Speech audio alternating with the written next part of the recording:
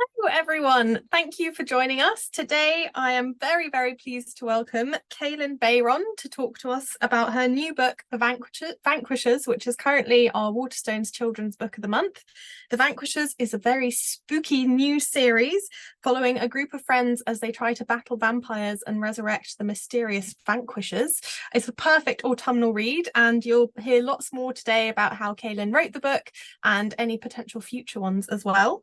Today's session is being recorded, so don't worry if you miss anything. You'll be emailed a link to the session after in the next few days.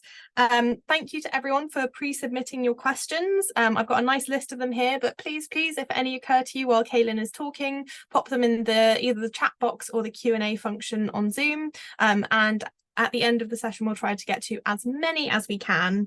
We'd also love to see any pictures of you enjoying today's event, so please share them on social media using the hashtag Waterstones Virtual School Events, and it would be great to see lots of people having lots of fun.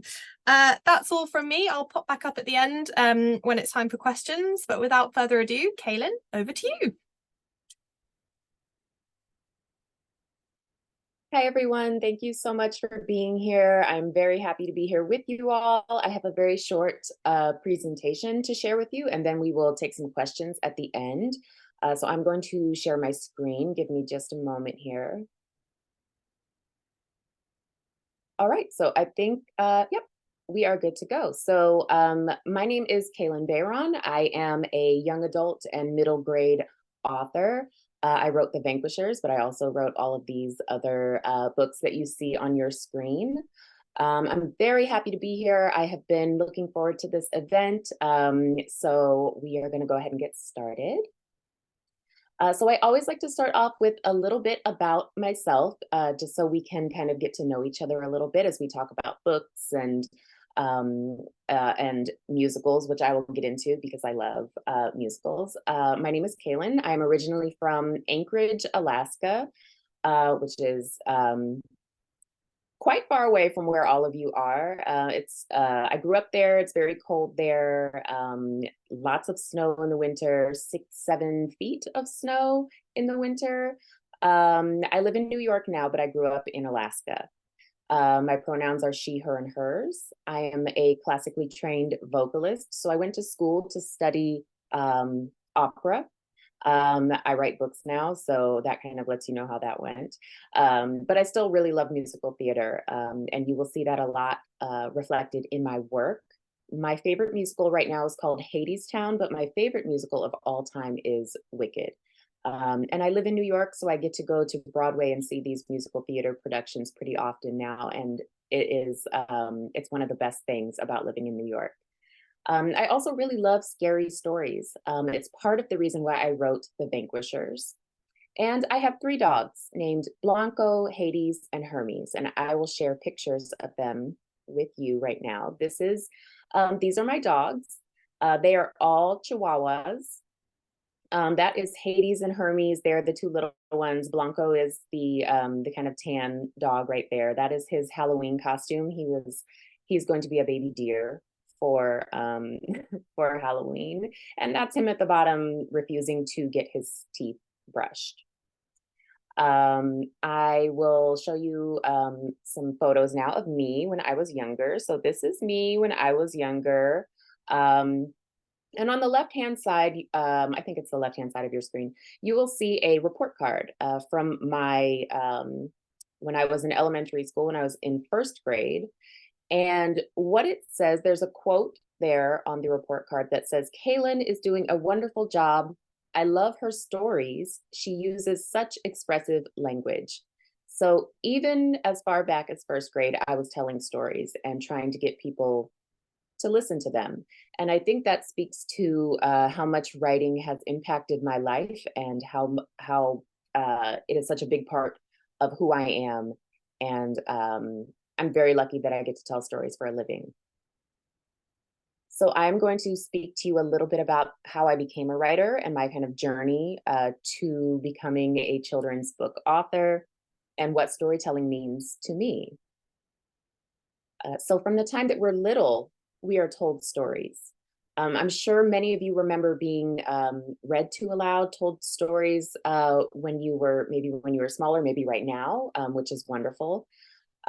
Storytelling comes in all forms. So we're not just talking about books here. We could also be talking about TV shows or your favorite movie or your favorite comic or an anime. These are all types of storytelling. And storytelling is a way to entertain. We love a good story.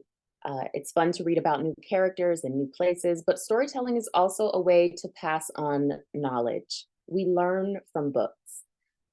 It's a part of who we are as people. And for thousands of years before we had a written language or an alphabet, we passed on histories through storytelling, through songs, through poetry. Telling stories is as much a part of who we are as anything else. And people from cultures around the world have this shared history of storytelling, which I think is interesting and amazing and a really beautiful thing that can help us stay connected as people.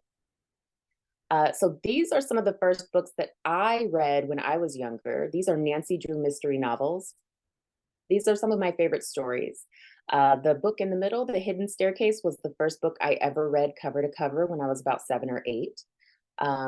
Nancy Drew was a detective, and she and her friends got together and solved mysteries. And I read that book and immediately went out and started my own detective agency, which was really just me and my friends being really nosy and into other people's business more than we should have been. But I think that what it speaks to is that I saw someone doing something in a book that I thought was interesting, and it directly impacted my real life. So books have the power to do that. Storytelling has the power to allow us to see ourselves in a new way. Another huge influence on me and my writing has been musical theater. Like I said, I love musical theater. These are some of my favorites: Wicked, Little Shop of Horrors, The Wiz, and Annie. Musical theater is storytelling. And so the way that stories are told in this way has been hugely impactful for me. And you will see that throughout my book. My characters love music, they love musical theater, and I love it too. So when I decided to be a writer, I wanted young readers to have more choices when it came to the types of books that they had available. These are a few of my titles for older readers. These are YA novels, but the book that I'm here to talk to you about today is this series, The Vanquishers. You have The Vanquishers book 1, and book 2 just came out here stateside. And that book will be coming to you in the next few months, so I'm very excited about that. But kind of going back a little bit, The Vanquishers is a spooky middle grade vampire adventure. But these were some of the books that influenced my writing of The Vanquishers: Goosebumps, the Fear Street series, Scary Stories to Tell in the Dark. I had these books when I was younger, and I absolutely loved them. I think scary stories have the power to allow us to imagine how brave we could be.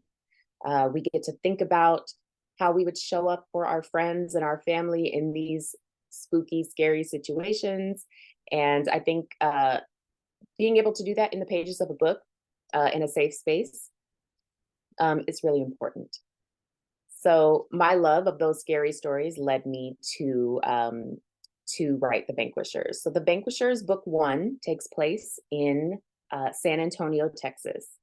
And this is a place where everyone knows that vampires used to exist, but all of the vampires were wiped out by a group of masked vampire slayers known as the Vanquishers during this big battle called the Reaping. Now, 20 years later, my main character, Malika Wilson, whose friends all call her Boog, is in 6th grade. So here that is your first year of middle school, and she has 2 best friends, Cedric and Jules, and they are navigating their first year of middle school, and they're singled out because their parents have never kind of let go of the old way of doing things. So their parents still vampire proof their house and make sure the kids are in before it gets dark. they have all of these kind of rules around keeping themselves safe from vampires, even though vampires are supposed to be extinct. So one day, a new student joins Boog's homeroom, and his name is Aaron. And Aaron is a quiet, shy young man, and Boog and her friends take him under their wing right away. They all become really good friends, but then Aaron goes missing after a fundraiser at the local skating rink. And Boog and the others are absolutely convinced that a vampire is to blame, but vampires are supposed to be extinct. And the vanquishers, the vampire slayers, are retired and now live in hiding. So Boog is kind of unsure about what to do. And if she is, and she's questioning whether she's able to help her friend Aaron or not. So these are my main characters. We have Boog, Cedric, Jules, and Aaron. And these are the vanquishers. The vanquishers are this group of masked vampire slayers that are supposed to be retired because all the vampires are extinct, but that doesn't actually turn out to be the case. And this is these are some drawings that I had done of the vanquishers. All of the vanquishers have their own costumes, their own weapons. They're kind of like this group of vampire slaying superheroes. Here are a few more of them, and there are 7 in total. And here are the last 3. The Vanquishers is a story about learning who you are and where you come from, and that knowing no matter what happens, we all have important choices to make about how we treat people who may be different from us. This story is a combination of all of the things that I love. So it's a spooky, scary story. It's an adventure story. It's about friendship. It's about family. And it really is, it was really fun for me to write. And I am writing the next book in the series as we speak. And so I'm very excited about that. I love these characters. I love a good vampire story. And so kind of to close this presentation out before we get to questions, writing for young readers is one of the most important things in my life. I think about readers just like all of you every time I sit down to write a story. I'm so grateful to be able to have this opportunity to interact with all of you and be engaged with you, because I think in order to write books for young people, you have to be in community with young people. And so I'm very grateful to Waterstones for this opportunity. And I hope I will be coming over to the UK in a couple of weeks. And so I hope to have an opportunity to maybe see some of you in person. And thank you so much for having me. And I will close out. I will stop sharing my screen and we can move on to questions. Okay, I think we're good here.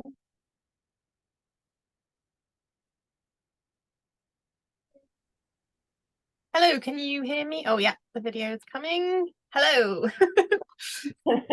Thank you for that presentation. I loved the pictures of your dogs. They are so cute.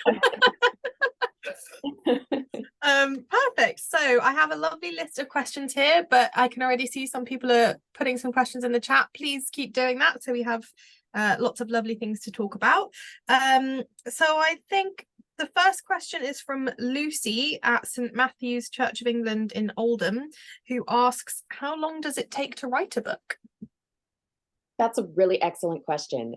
So for middle grade stories, which for me are a little bit shorter than YA novels, middle grade takes me about, I would say about 4 months to complete a first draft.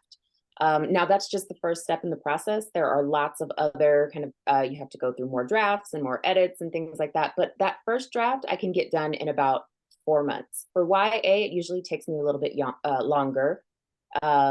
I would say somewhere closer to maybe 6 or 7 months to write a longer YA, but it all depends on the book. Sometimes you just fly right through and it all comes out, and that's great. Yeah, it's kind of varying for each one, isn't it? Yeah. Then a question from Sunderland, the Diamond Hall Juniors Academy, who ask, how important is editing as an author? Oh, very important, very important. I think that for me, it's one of my favorite parts of the process because that first draft can be really messy, which is okay. If there are young writers watching this, that first draft it's okay for it to be messy. It's okay for it to not really make a whole lot of sense. That first draft is really just you telling yourself the story. In editing, in revising, that's where the story really comes alive. That's where we put all the pieces together and we make it make sense. So it's very important, but it's also one of my favorite parts of the whole process. Amazing. An interesting question from Leo, also from St. Matthews, asks, have you ever felt emotional when you've been writing? Oh, that's a good question too. Yes, I think it's important to be connected to the story on an emotional level. I want my readers to feel the same things that these characters feel. I want them to feel the happiness and some of the fear and maybe a little bit of the anxiety, just so that you kind of understand where these characters, to empathize with these characters. So I feel that in order to do that, I have to really be engaged with my characters and feel the emotions that they are going through in order to write that and convey that in the story. So yes, I do get emotional sometimes when I'm writing these very emotional scenes, but I think that's a good thing. Do you get scared when you're writing the scary scenes? I do sometimes. I do. I try not to write too late at night. I don't like to write in the dark. You know, you have to be careful. Yeah. There are lots of questions flooding in on the chat, so I apologize that I've lost who asked it, but they said, why did you where did you get the inspiration to include vampires specifically in this story? Yeah, so I love vampire stories. There is a lot of vampire lore here in the States, especially in the South where my family is from. And so there are just kind of there's a kind of cultural element to it, but there's also just vampires all throughout pop culture that I really enjoy. Buffy the Vampire Slayer, Anne Rice novels. So vampires are a big part of kind of pop culture, and I've always been fascinated by vampire stories. So I knew I wanted to write one of my own. I didn't know it was going to be a middle grade title at first. I thought maybe I would do something for older readers, but young readers really, really love the same types of things that I love. They love scary stories about vampires and ghosts and paranormal things. So I did this vampire story for younger readers. Perfect. A couple of people have asked, who is your favorite vanquisher?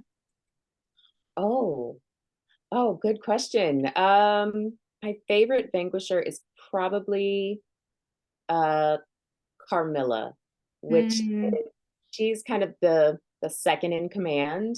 And she's very smart, very tech savvy. Um, she's my favorite. definitely. She's probably one of the coolest, I would say. Um, Bianca has asked, who was your role model slash inspiration in becoming an author? Ooh, there are a few. There are a few authors, other authors that I really look up to. Toni Morrison is probably the biggest kind of literary influence on me. Also, Zora Neale Hurston, Octavia Butler. They are all storytellers whose work has had a tremendous impact on my career, but also on my life. So I would say the three of them have had the biggest impact. Now, I also look to my colleagues now for inspiration. Tracy Dion, who wrote Legendborn, is one of my favorite people, but also one of my favorite authors, and her work makes me want to be a better writer. Also, Bethany C. Morrow, who wrote A Song Below Water. Um, Again, that work makes me want to be a better writer. So I'm constantly kind of picking up influences from all around me. I think it's really nice with kids' books. There's just a really nice kind of community around it, and I think it's the same in England and America. And obviously, there's crossover, but it just seems like everyone's always really supportive of each Yes, other, which is really nice. it is. It's wonderful. Perfect. So we've had lots of questions, so I'm not going to pick a specific person who Okay. asked it, but what is your favorite book of all time? Oh, my favorite book of all time. Oh, it's so hard to pick just one. But I would say, oh my goodness, I love The Wizard of Oz. Mm, I I was obsessed with the movie when I was younger. I read the book when I got a little bit older, the first book when I got a little bit older. And I would say The Wizard of Oz is probably one of my favorite stories of all time. it's yeah, it's kind of funny to think about a world where that story didn't exist because it's so Right, yeah, right. it's just so Yeah. universal now. We've got a couple more questions about the writing process. So Jody asks, what is the most challenging thing about writing books? Oh gosh.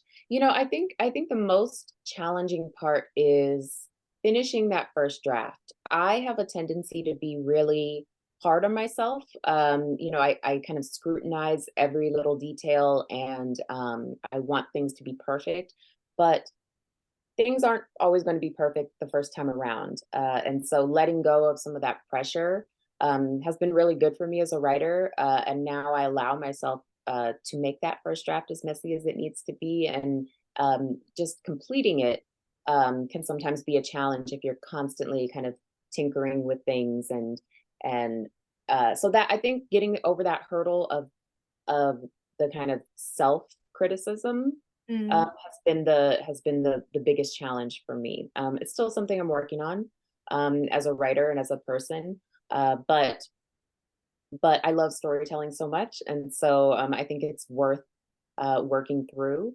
And yeah, it's something I'm still working on.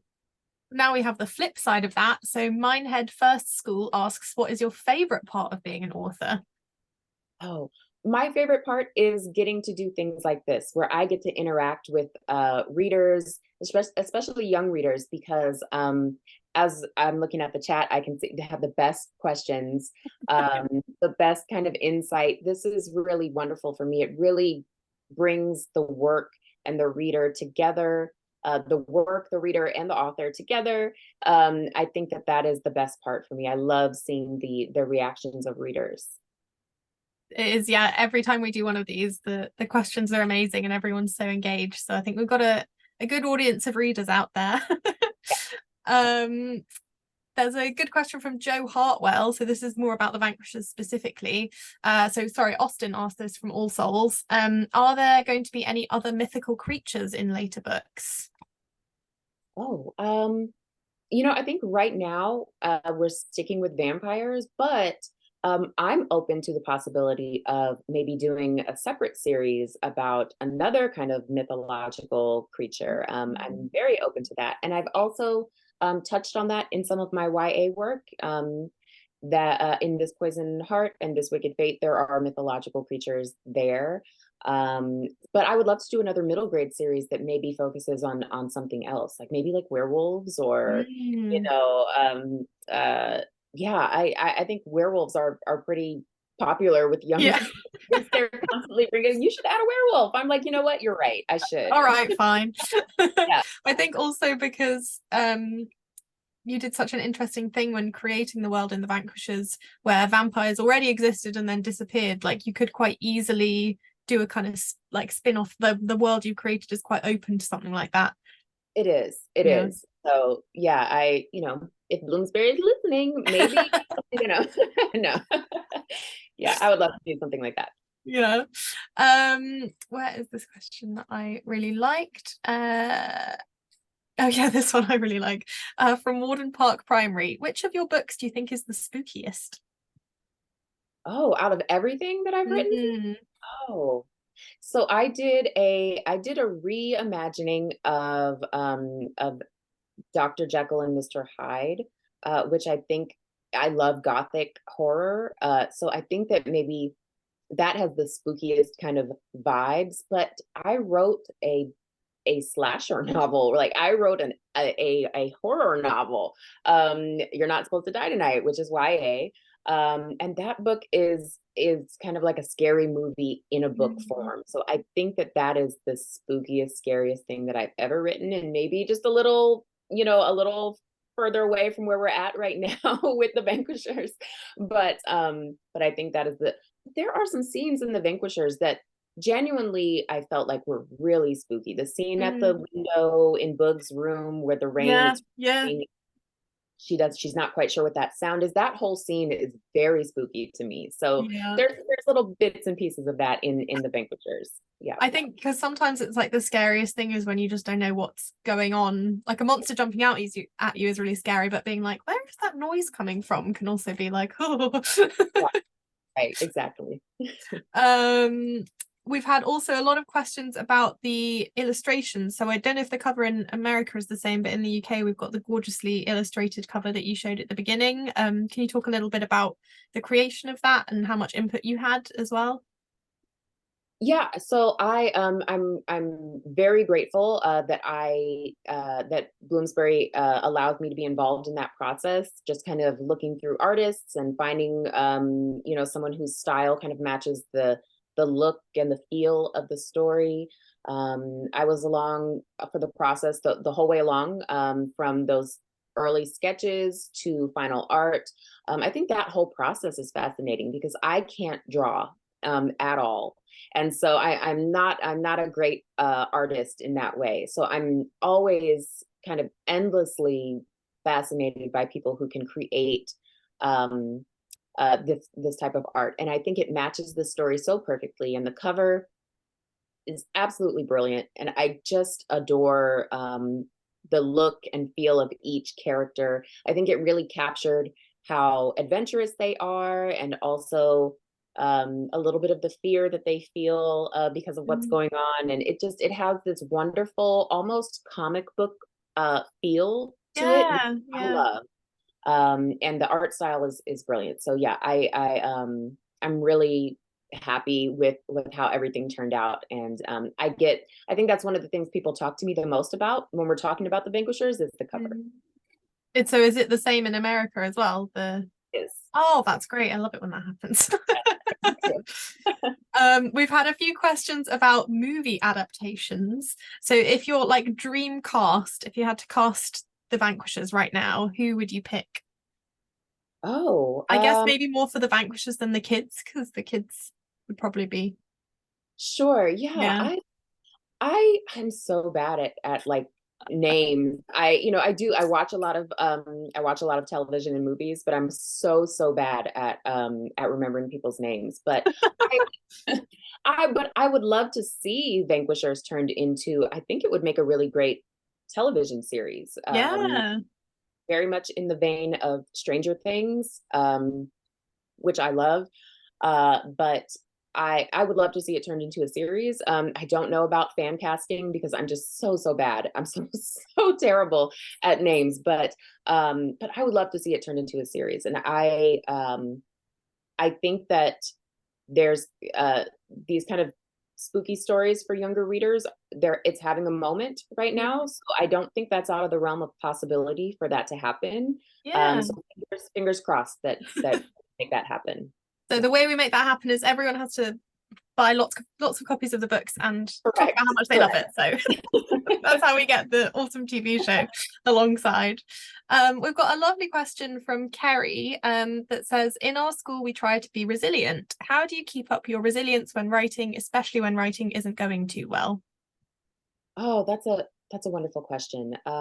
I do, if I'm being very honest, there are times where I don't feel motivated. There are times where I kind of want to put everything down and just step away. And I think that that's okay. I think that what helps when I feel that way is to go and kind of engage with other things that I really love. So I'll go to the theater, or I'll watch a movie, or I'll listen to music that I love. I try to engage in other creative things that aren't writing, so that I can kind of refill that creative well. That's just as much a part of the process as the actual writing. You have to kind of find ways to feed your creativity. So when I feel um, not so resilient, when I Mm. feel like I kind of need to step away, I allow myself that space. And I try to remember who I'm writing for, which are the wonderful young readers, like everyone here. Um, and I keep that in the back of my mind. I remember why I started writing from in the first place, which ultimately is for the readers, but also for a part of myself, my younger self, that really, really wanted to see books like these on the shelves, and I didn't have that when I was younger. So I try to Mm. remember why I do the work that I do, and keep that creative well filled, and that usually helps. Do you ever find that like when you're focusing on something else, then like a problem gets fixed, like in the back of your brain? Absolutely. And it almost always works like that. There will always be a problem that I run into in the narrative. And then I'm in the garden, or I'm taking a walk, or I'm playing with the dogs, and I realize, oh, I have a solution to this now. So I think your brain needs a break sometimes. Yeah. Yeah, for sure. We've had a couple of questions as well about your writing routine. Do you have like a set routine every day, or do you just kind of play it by ear when you're writing? I try really hard to have a routine, but it really doesn't work out for me very often that way. So I have four children. So when they're at school during the day, I try to write during that time when they're at school. So I have a good solid block of maybe 4 or 5 hours during the day that I can write. Um, but sometimes that doesn't always work out. So I end up writing after everyone goes to bed, or very early in the morning, while everyone is still asleep. That's usually when I try to get the writing time in. The most important thing is that I write. So even if I can't stick to my schedule, as long as I'm getting the words in, that counts. Excellent. Yeah, I think, you can't do anything with a blank page, so Exactly. having a full page is better. Yeah. I think we've got time for a couple more. Sorry, this question just popped up and it's distracted me because it's made me laugh. From Helen Bannister, who asks, no, sorry, from Nina at St. John's Failsworth, who asks, what is your favorite vampire deterrent? Garlic, silver, cross, etc. That's a good question. So during the research for the Vanquishers, I looked into a lot of vampire lore. And I think that a lot of us who love vampire stories are familiar with the garlic, with the silver, with kind of crosses and things like that. But I found out during my research that there are some other vampire deterrents that are not as well known. And one of them is that there is this vampire lore that vampires are very confused by rhymes, by kind of nursery rhymes. And so I incorporated that into the story because I thought that was fascinating. You have these scary paranormal creatures who just can't stand nursery rhymes. Like, it I didn't bothers realize that them was so based bad. on something. Yes, Oh my gosh. and and also another kind of bit of lore that I came across was that vampires are also fascinated by counting. So there is this some more vampire lore that if you are being attacked by a vampire, or you think one is close by, if you throw a handful of rice onto the ground, the vampire will stop and have to count every single grain of rice before they can do anything else. So you can maybe make an escape while they're counting the grains of rice. I thought that was absolutely fascinating. So my favorite deterrent is vampire rhymes, Yeah. because I just think it's so funny. That is such a good image as well. Perfect. So I think we're just about ready to wrap up. So we've had a lot of questions about the next Vanquisher book slash Mhm. books. So can you tell us a little bit about what we can expect from book two and how many books can we expect overall? Yes, so the second book in the series is called The Vanquisher's Secret of the Reaping. We pick up in book two right where we leave off in book one, with our group, our core group of friends and their family, kind of reeling from all of the revelations in book one. Book two, there are more vampires, new characters, bigger action, more mysteries to solve, an even bigger mystery than book one. It's a lot of fun to return to this world and have these and be in these characters' heads again. I really, really enjoy writing them. They are just so fun. Cedric is probably my favorite character to write. He's just so funny and reminds me a lot of my own son. And so that's where we're at in book 2. I just finished writing book 3, so we are kind of going through the process of editing that, and I think that will, for the moment, tie things up with the series. But you never know. There's lots of mysteries to solve and lots of vampire lore out there. So, but that's where we're at this moment. Oh, amazing. Well, thank you again, Kalynn, for such a fascinating afternoon. Thank you to all our readers, watchers, for sending in all your wonderful questions. A reminder that the session has been recorded. If you've missed anything, look out in your emails for the next couple of days. You'll get emailed a link to this session. And please share any pictures of you enjoying today's session. Tag us on social media at Waterstones using the hashtag Waterstones virtual events. Thank you very much. Thank you so much for having me. Bye.